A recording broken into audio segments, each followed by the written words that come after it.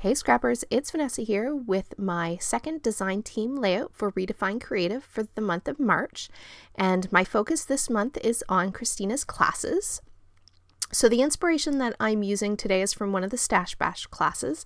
And in this class, the idea was to create hidden journaling or being able to add multiple photos, but to create sort of a hidden little flap that you can put extra photos or journaling.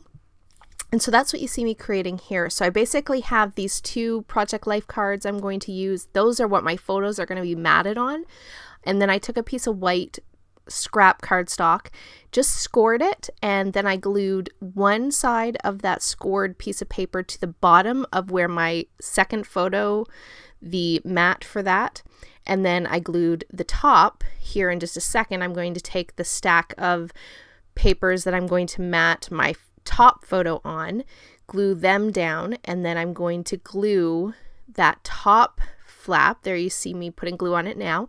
I'm going to glue that there to the top, or to the bottom side, I should say, of the mats that I'm going to use to frame my top photo. So really easy. I could make this little flap multiple times, so I could have multiple hidden photos or journaling underneath this top photo.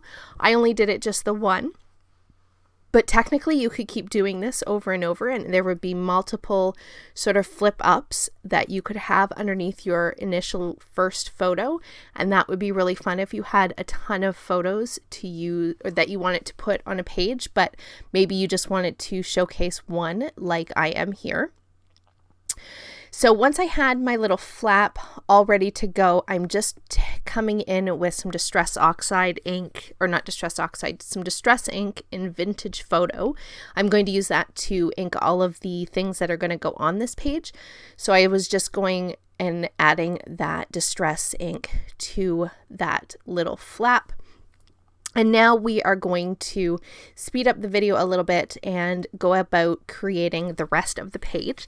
Basically, the main element that I was wanting to show for this project was that sort of little flip pocket that my photo and some journaling is going to go.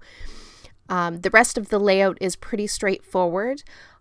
I am not following the original exactly, but if you had them side by side, you would definitely see the inspiration, and I am definitely following it by way of having that flip up for extra photos.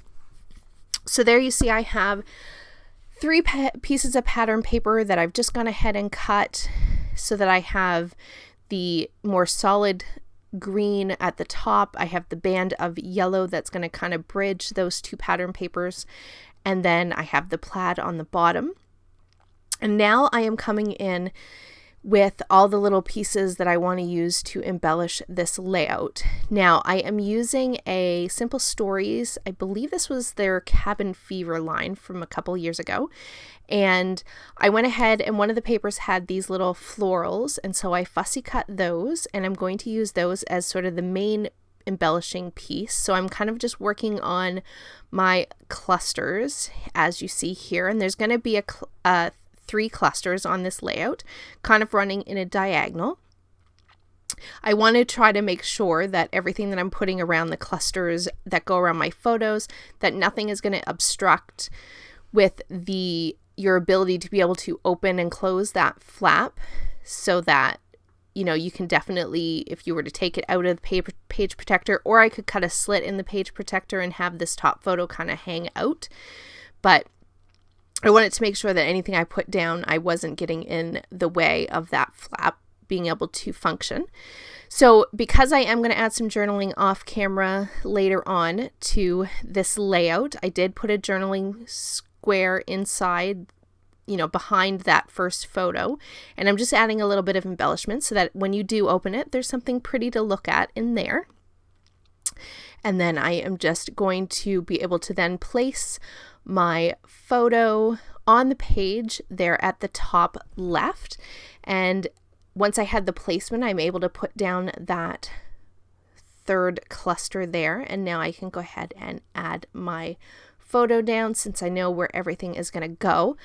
The overall design of this layout is pretty simple, and everything I did on this layout is pretty simple with just layering up some embellishments. I added this cork because a lot of what I was putting on this page was just paper type embellishments. The cork adds a little bit of texture and a little bit more dimension to each of my embellishment clusters.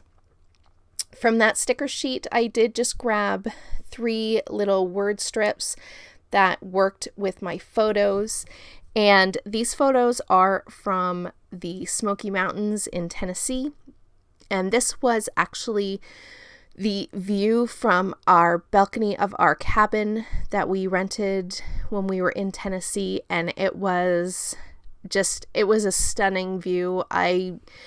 This was our favorite trip by far that we've gone to Tennessee, and the cabin was beautiful. We want to go back so much and stay in this exact cabin because the views were just incredible. This was actually taken one of the mornings. I would get up early before anyone else, and I would have coffee and sit in the rocking chair on the balcony. And in this particular morning, there was like a whole bunch of sort of fog covering the mountains, and it was a spectacular view. Let's just say it was amazing to wake up to that view every single day.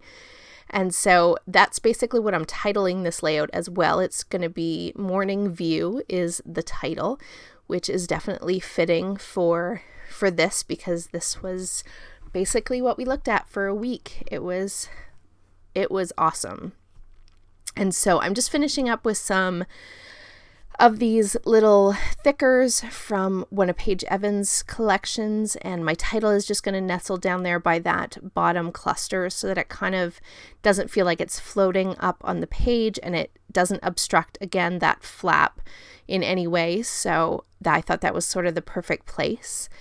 Now, to finish off this layout, I'm going with some of these wood enamel dots, which I kind of felt like was perfect for this type of layout simply because I am talking about outdoors. I'm talking about the mountains and the woods.